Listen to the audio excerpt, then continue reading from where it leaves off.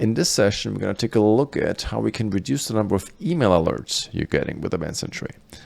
Now, when you run the EventSentry setup, it actually gives you the option to select the approximate volume of emails you want to receive, from a low to a medium to a high, and it also gives you some potential options as to what type of email alerts you want to get.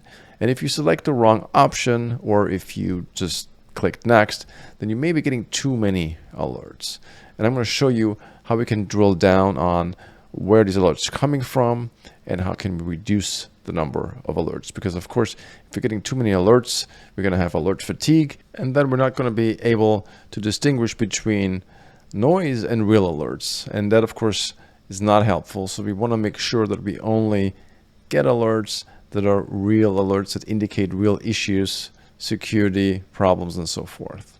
Now, instinctively, you may want to go into your email inbox and look at the alerts there to figure out, okay, what do I need and what do I not need? But there's actually an easier way in the EventSentry web reports. So in EventSentry 5.1 and later, if you just go to any page in the web reports and you look on the top right of the screen, then you should see a bell icon. Now, all you need to do is click that icon to get an overview of all the alerts that have been sent out over the last 24 hours. So if you look at this top screen here, we can see, okay, over the last 24 hours, there were 683 alerts sent out. So that's quite a bit.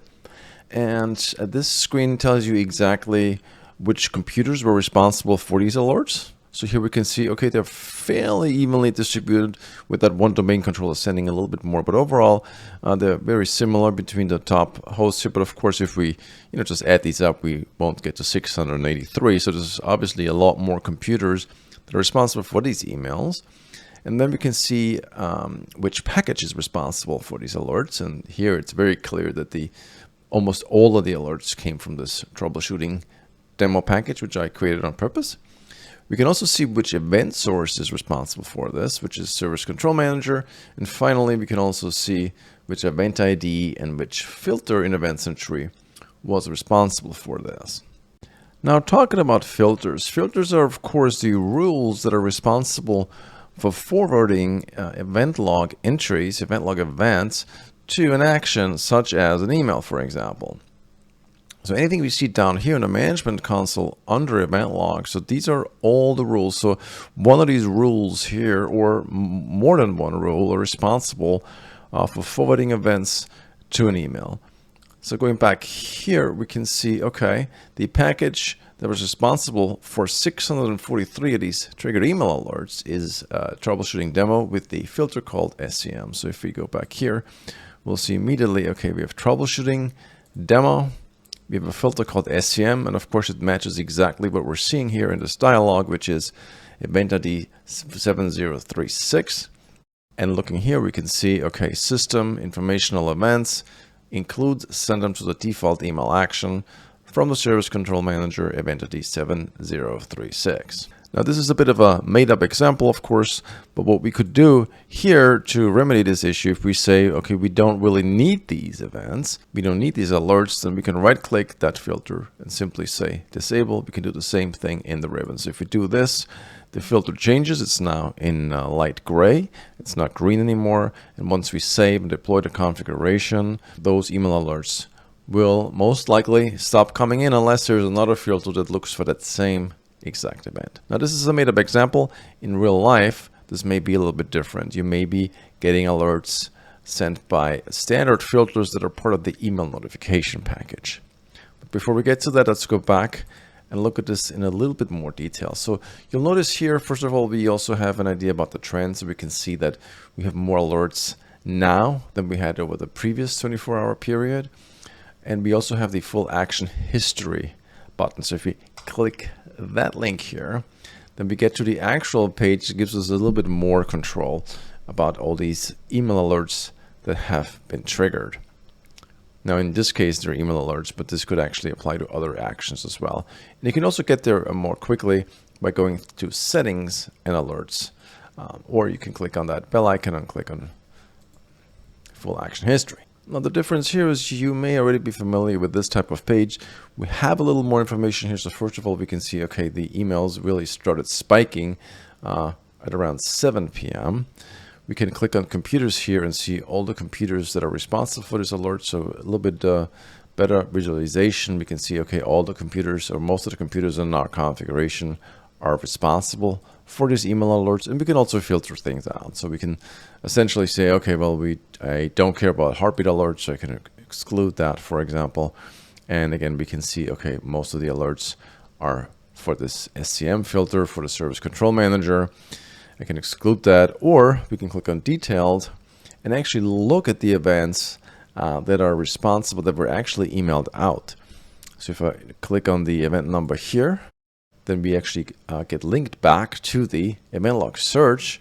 And here we can look at the event that essentially says the Windows modules installer service entered the stopped state.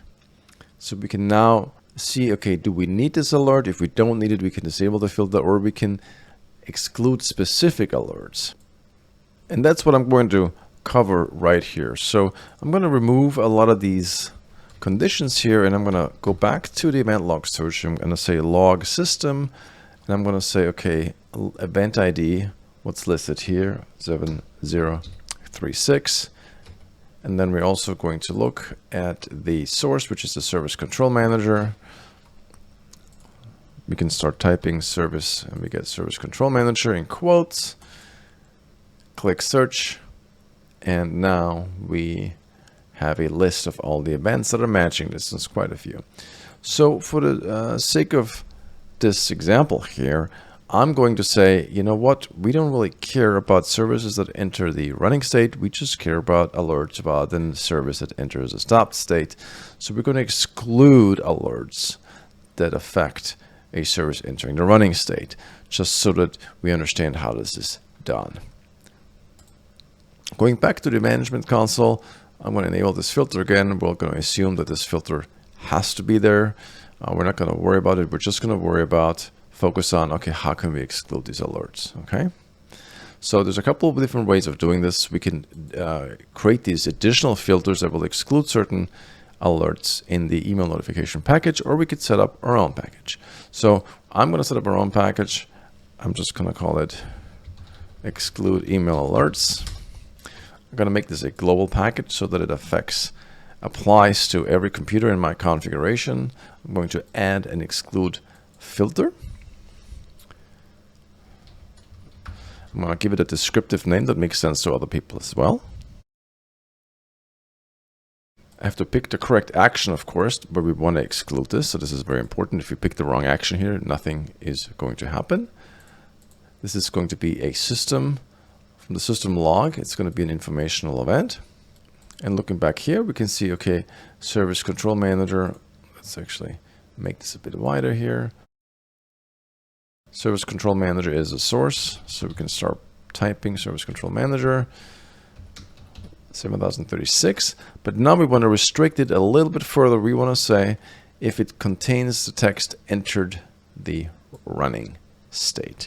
So we do not want to get alerts about that. So now we have to go down to the content filters, and we're going to say, okay, this is a wildcard, so we're just going to apply this to the entire event message. We're going to say enter the running state, and we're going to put this into asterisk. There's other ways too. You can also work with insertion strings. And if you look at the preview here, we can see that we could compare this against the insertion string number 2, but we're not going to get into that. There's other videos that explain insertion strings in a little bit more detail. But for now, what we've done is we're essentially saying if a system event, an informational event comes along from the service control manager that has event ID 7036, then we want to exclude that. We're going to go back up. The save button has the deploy option, so we need that. We're going to say save and deploy. And within the next 60 seconds or so, once all the remote hosts have picked up that new configuration, any sort of event that indicates that the service is running should not be emailed out anymore. Another thing to be aware of is one of our default event log packages, and that is the email notification package. So this package is created based on the selections that you make during the EventSentry installation when it asks you how much volume of emails you want to receive. And if we look into this package, we'll see that it has 4 filters. It has two filters for generic events, so audit failures and critical events. And while that sounds good, audit failures, that can create a lot of noise. So if you do have that filter enabled, you may have to create quite a few exclusions in a different package to ignore common security events, because Windows just naturally logs a lot of audit failures in the event logs. If you don't want to get these and you really just want to look for specific audit failures, then I would recommend disabling this filter with the disable button here. Now, email critical events will email any error or warning that is not excluded with one of these other packages down there and send them to your email action with some thresholds in place. So I've actually increased these. By default, there is 10 events per hour, but that can still result in a lot of emails. So for example, if you are monitoring, let's just say 100 servers, then even a limit of 10 in an hour could result in 1,000 emails. So that threshold can be adjusted. You can make it lower, for example, just 2 in 1 hour and so forth. But generally speaking, we recommend actually excluding the events that you're not interested in. Clicking at the custom event logs also shows some additional event logs that are being monitored. Again, if you're not interested in critical events, you can disable this filter, you can adjust the threshold and so forth. And finally, we have these two filters being set up by EventSentry during the installation. One basically looks for any sort of EventSentry error that's being logged. The threshold here is, again, normally 10 in 1 hour. I've set this to 50. And then there's also the EventSentry warning. So this is the same exact concept, the same as the previous filter, except instead of looking for errors, it looks for warnings. And again, depending on how you have EventSentry configured, you may or may not get a lot of emails that way. So knowing that these filters exist and that you can tweak them with the thresholds or disable them is important and can help streamline this process of eliminating false positives. There's also the EventSentry alerts package, also something to be aware of. So this will actually look for some common EventSentry alerts that are being generated, for example, disk space.